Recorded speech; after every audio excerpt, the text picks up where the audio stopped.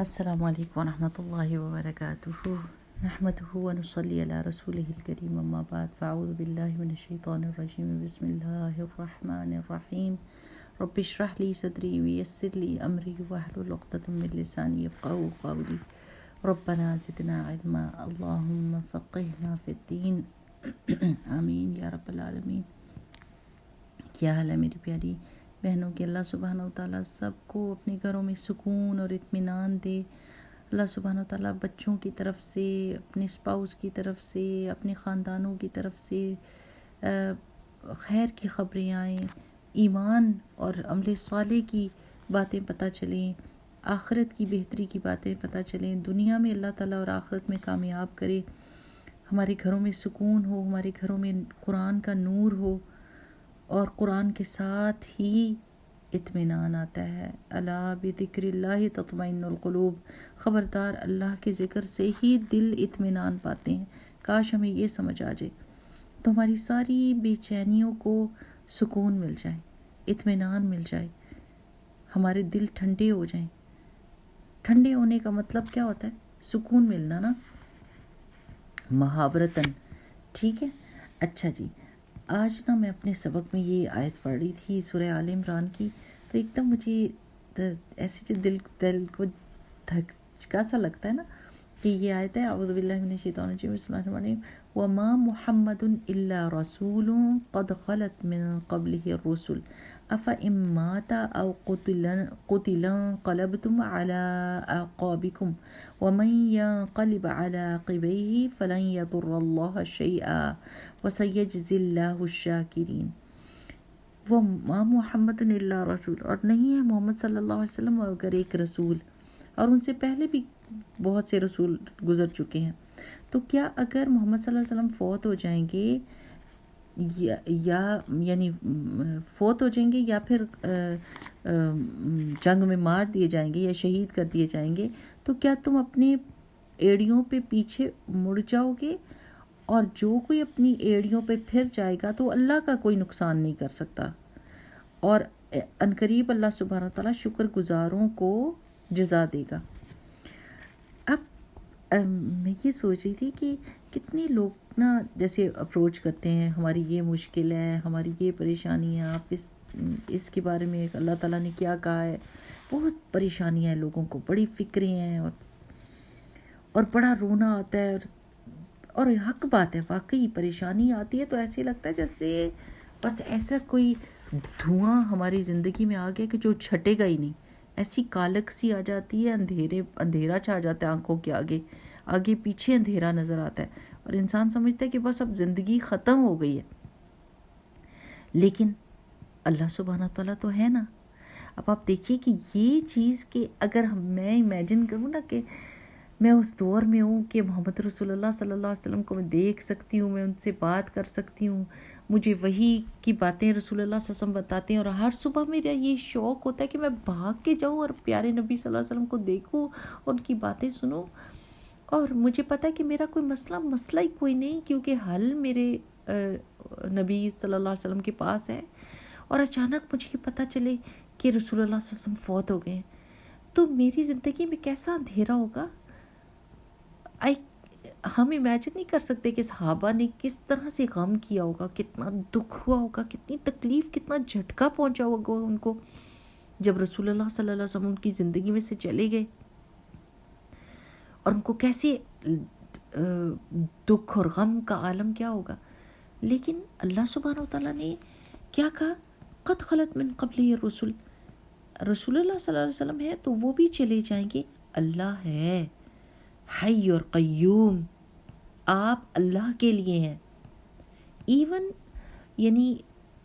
دنیا میں بہترین سے بہترین انسان بھی آ کے تو چلے گئے ہیں، لیکن جو زندہ ہیں ان کو یہ کہا گیا ہے کہ یو ٹرسٹ اللہ سبحانہ و تعالیٰ، they came and they lived their life and they left، آپ نے بھی چلے جانا ہے، تو آپ نے اللہ سبحانہ و تعالیٰ کے اوپر بھروسہ رکھنا ہے۔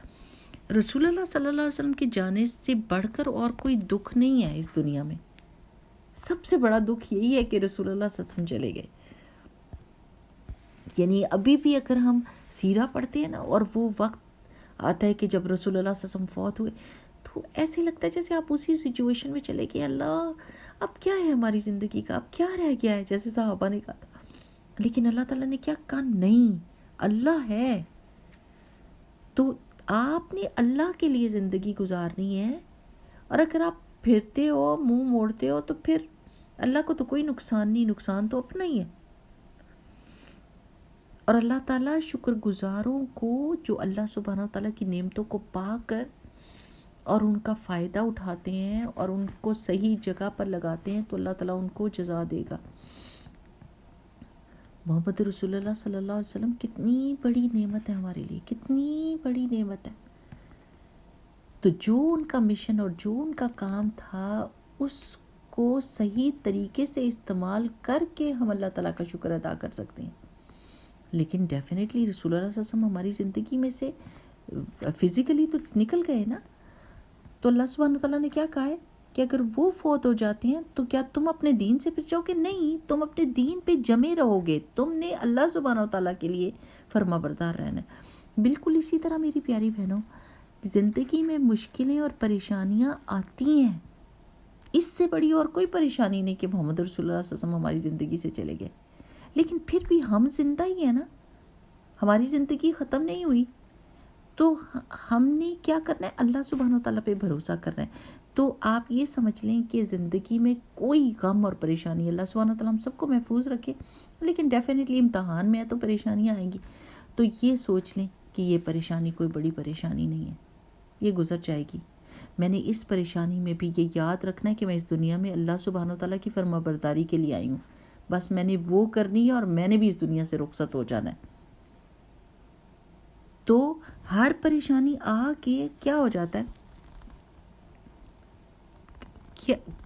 یعنی پریشانی آتی ہے، آپ دیکھیں آپ کی زندگی میں کتنی پریشانی آئی تھی، آ کے چلی گئی نا، آپ زندہ ہے نا، چلی گئی، لیکن جب وہ پریشانی سر پر آئی تھی تو کیا لگ رہا تھا؟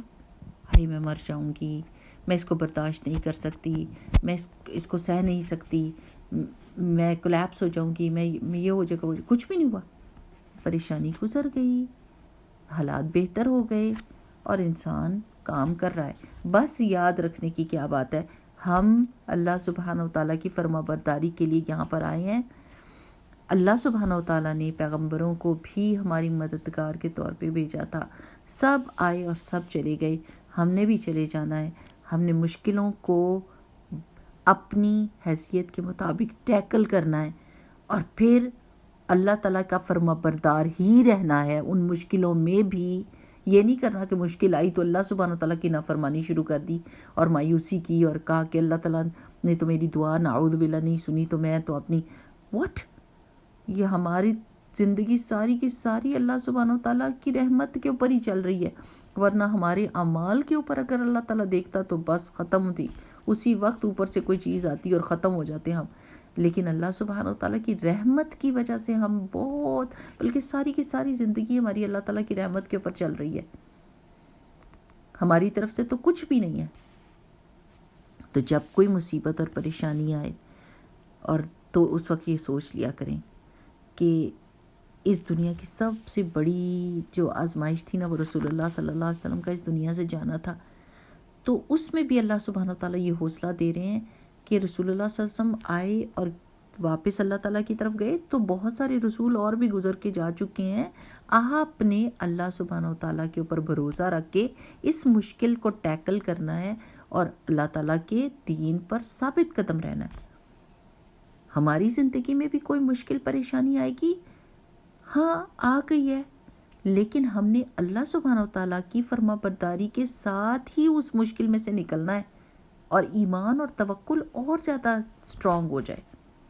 یہ آیات میں نے، یہ ہیں ایک کانٹیکسٹ میں، یہ آیات جب جنگی احد میں یہ سارے مسلمانوں کو پتہ چلا تھا کہ رسول اللہ صلی اللہ علیہ وسلم شہید کر دیے گئے ہیں، تو ان کے ہاتھ پیر پھول گئے تھے، تو انہوں نے کہا اب تو ہماری زندگی کا کوئی فائدہ نہیں، ہم بھی مر ہی جائیں۔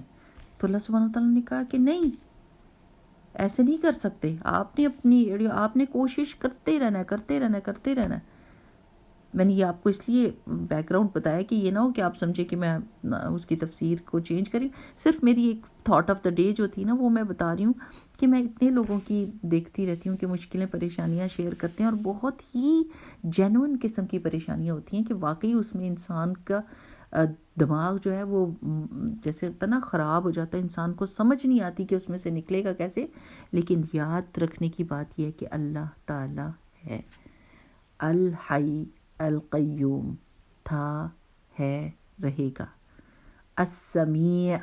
سنتا ہے, سن رہا تھا سن رہا ہے سنتا رہے گا, ایک ایک بات سنتا ہے, جو میرے دل میں ہے وہ بھی وہ جانتا ہے. اگر میرا ایک آنسو بھی ٹپکتا ہے تو میرے رب کو پتہ ہے کہ میرے آنسو کے پیچھے کون سا دکھ ہے. اتنا مہربان رب, جس کا ہو اس کو کیا پریشانی, اس کو یہ پتہ ہونا چاہیے کہ یہ پریشانی آئی ہے, اللہ سبحانہ و تعالیٰ کو پتہ ہے کہ میں اس کو ہینڈل کر سکتی تھی, اس لیے یہ امتحان آیا ہے. الحمدللہ, اس کا مطلب ہے کہ I need to think how to tackle this problem and get out of it with ایمان. with ایمان, ایمان مشکل اور پریشانی میں ایمان کو کھونا نہیں ہے, بس یہ یاد رکھیں اور ایمان سٹرونگ ہو جائے. میں جب اس مشکل میں سے نکلوں تو میں اس سے بہتر ہو جاؤں. اب یہ بات لمبی ہو جائے گی لیکن میں بتاتی ہوں کہ گرامر کا کورس شروع کیا ہم نے, اور جب شروع میں گرامر شروع کی تو نے کہا ہو یہ, اور غلطیاں ایسی ہوتی تھی کہ انسان کہتا تھا اوہ میں نے یہ غلطی کی کیوں, اور مشکل لگتا تھا. اور اب جب ہم بہت آگے آگے ہوں اس کے سفر میں, تو پیچھے مڑ کے دیکھتے ہیں ہم تو وہ چیزیں اتنی چھوٹی لگتی ہیں کہ ہاں وہ بھی کوئی مشکل تھی, نہیں وہ تو مجھے اچھی طرح آتے ہیں, وہ اب مشکل ہی نہیں لگی. تو زندگی میں بھی جب آپ ایک امتحان میں سے گزر جاتے ہیں تو you have improved a lot, and when you look back and you say وہ تو کوئی تھی ہی نہیں پریشانی جس پہ میں اتنا رونا دھونا مچایا ہوا تھا, وہ تو کوئی نہیں. الحمدللہ اللہ سبحانہ تعالیٰ نے مجھے اور سٹرونگ کر دیا ہے, میرے ایمان کو اور مضبوط کر دیا ہے, اور میرے دعاؤں میں اور نکھار آ گیا ہے, مجھے اللہ تعالیٰ سے قربت مل گئی ہے. الحمدللہ الحمدللہ, اللہ کا لاکھ لاکھ شکر ہے. اللہم انا نسألک ایمانا لا یرتد ونعیما لا ینفد ومرافقت محمد صلی اللہ علیہ وسلم فی اعلی جنت الخلد. آمین ثم آمین یا رب العالمین. السلام علیکم ورحمۃ اللہ وبرکاتہ. سبحانک اللہم وبحمدک نشہد ان لا الہ الا انت نستغفرک ونتوب الیک. السلام علیکم ورحمۃ اللہ وبرکاتہ.